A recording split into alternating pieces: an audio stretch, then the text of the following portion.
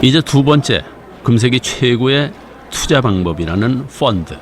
그 비밀을 파헤쳐 볼까요? 펀드란 다수의 사람으로부터 자금을 끌어모아서 주식이나 채권 등에 투자한 뒤에 수익을 나누어 갖는 금융 상품을 말합니다. 내가 펀드를 사면 나와 같은 펀드를 산 사람들의 돈이 합쳐져서 수탁회사로 갑니다. 수탁회사는 돈을 보관하고 있습니다. 그럼 자산운용사의 펀드 매니저가 투자를 결정하게 됩니다. 이제 수탁회사는 가지고 있던 돈을 투자합니다. 그리고 거기서 이익이 나오면 투자한 비율대로 나누어 주는 것입니다. 그러나 분명히 알아야 할 것은 펀드는 저축이 아니라 투자라는 겁니다. 투자라는 말은 한마디로 다 날릴 수도 있다는 뜻. 펀드는 어디에 투자하는지에 따라서 주식형, 채권형, 혼합형으로 나뉘어집니다. 주식형은 고수익이 가능한 만큼 위험이 큰 고위험 상품입니다. 그렇다면 수익이 높고 위험은 낮은 상품은 없는 것일까요? 고수익과 저위험은 완전히 배치되는 개념인 것 같습니다. 그래서 그런 상품이 있다고 하면 제가 먼저 투자해야 될 것 같고 제가 아는 바에는 그런 상품은 없는 걸로 알고 있습니다. 그렇기 때문에 펀드를 고를 때는 자신의 목적과 투자 스타일에 맞는 것을 골라야 하는 것입니다.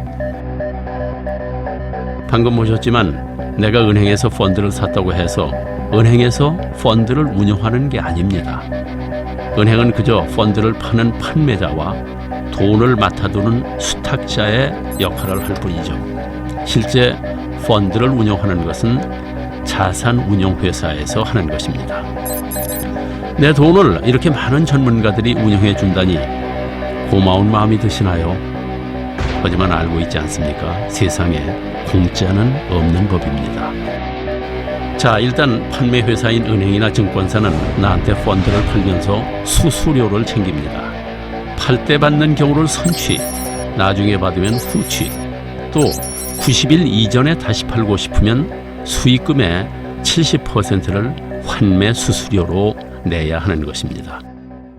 펀드 투자를 하면 내 돈을 내가 10만 원을 냈는데 펀드 통장에 찍히다 보면은 99,000원이 찍혀 있단 말이죠. 이 1,000원이 뭐지라고 궁금해 하시는 분들도 있고 아예 그것도 모르시는 분들이 있으세요. 그러면 이제 10만 원을 넣었는데 내 통장에 원금에서 99,000원이 찍히는 이유는 선취 수수료로 1,000원이 빠져나갔다라는 의미가 되는 거거든요. 그뿐이 아닙니다. 수탁회사와 투자운용회사에는 매년 보수를 주어야 합니다. 펀드가 잘 나가서 50% 이상의 이익을 낼 때는 그래도 괜찮습니다. 거기서 일정 부분을 떼어주면 되는 것이니까요. 하지만 수익을 못 냈다고 보수를 안 주는 게 절대 아닙니다. 미안하다 이렇게 깎아주지도 않습니다. 결국 원금에서 주어야 되는 것입니다. 수수료를 100만 원, 200만 원씩 이렇게 수수료를 계산하고 하더라고요. 그 서류를 보니까. 근데 그것은 수수료에 대해서는 사전에 설명 없이 일방적으로 수수료를 이제 계산을 했고요. 또 그 상한길이 됐을 때에 그 원금과 이자를 줄 때에는 자네들이 일방적으로 그러니까 회사 자체의 이익금을 먼저 다 챙기고 이익이 없으면은 그 고객에게 그 원금에서 일방적으로 삭감한다 하는 것을 제가 나중에 알았습니다. 보통 판매 보수가 1% 높을수록 투자자의 수익률은 0.31% 낮아진다는 통계가 있습니다. 1%가 뭐 그리 대단하냐 이렇게 생각하실 수 있습니다. 그런데 매월 40만 원씩 투자한다고 했을 때 9%의 투자 비용과 딱 1% 차이 나는 10%의 투자 비용을 계산해 보면 이렇게 큰 차이가 납니다. 그러니 수수료는 0.1%라도 아껴야 되는 것입니다. 그런데 여기서 끝이 아닙니다. 수수료와 보수는 그저 보이는 비용일 뿐이고 보이지 않는 비용이 또 있습니다. 주식을 한번 사고 팔 때마다 증권사에 내는 수수료가 있습니다. 펀드를 운영하는 펀드 매니저들이 사고 팔 때마다 나는 모르지만 거기 숨어있는 그 비용들이 계속 발생을 하거든요. 바로 주식 매매 수수료, 주식을 매매할 때마다 지불해야 되는 비용입니다. 그런데 증권거래가 얼마나 빈번한지를 말할 때는 매매 회전율이라는 말을 씁니다. 매매 회전율이란 고객의 돈으로 주식을 샀다가 다시 돈으로 환매하는 것을 말합니다. 이렇게 한 바퀴 도는 것을 회전율 100%라고 합니다. 자산운용회사가 우리가 모아준 100억 펀드로 주식을 다 샀다가 그대로 다 팔면 매매 회전율은 100%입니다. 미국은 평균 100%입니다. 그럼 두 바퀴를 돌리면 200%, 미국에서는 이 정도만 돼도 깜짝 놀란다고 합니다. 그런데 우리나라의 경우 대형 펀드 중 1400%, 1500%인 것이 허다합니다. 심지어 6200%인 것도 있었습니다. 회전할 때마다 매매 수수료를 지불해야 하는데 이렇게 회전율 높으니 그 수수료 또한 만만치 않습니다. 그러니까 펀드를 살 때는 꼭 매매 회전율을 확인해야 되는 것입니다.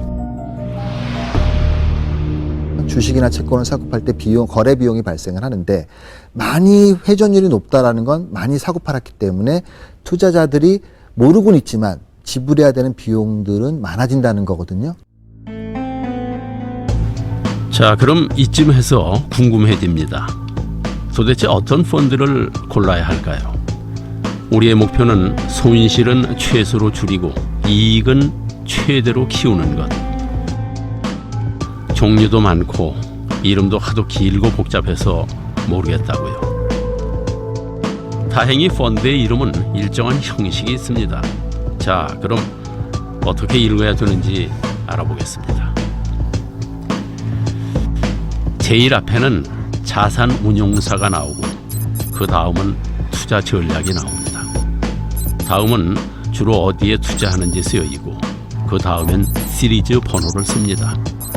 4라고 쓰면 네 번째 시리즈, 1이라고 쓰면 첫 번째 시리즈를 뜻합니다.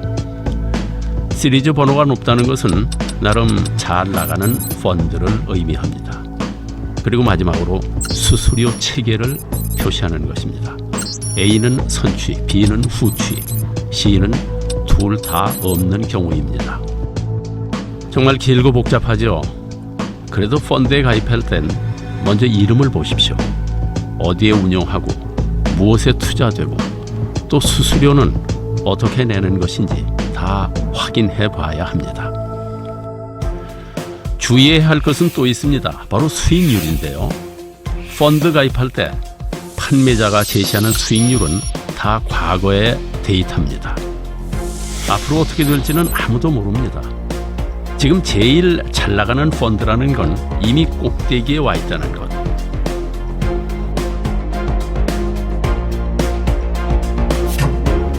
그러므로 수익률만 보고 판단하는 건 위험한 일입니다. 고수익 상품은 고위험 상품임을 잊지 마셔야 합니다. 또 수익률이 좋다고 이 펀드 저 펀드에만 투자해서도 안 됩니다. 자산을 부동산, 예금, 펀드 등 각각의 특성을 고려해서 분산해서 투자해야 합니다. 내가 그 수익을 좀 추구하는 스타일인지 아니면 수익은 좀 낮더라도 안정적인 그 수익을 기대하는 그 성향인지를 파악을 하신 다음에 성격이 전혀 다른 상품들, 즉 펀드, 예금, 채권 이런 식으로 이제 부동산 전혀 다른 상품들을 잘 섞는 게 진정한 의미의 분산 투자라고 생각을 합니다.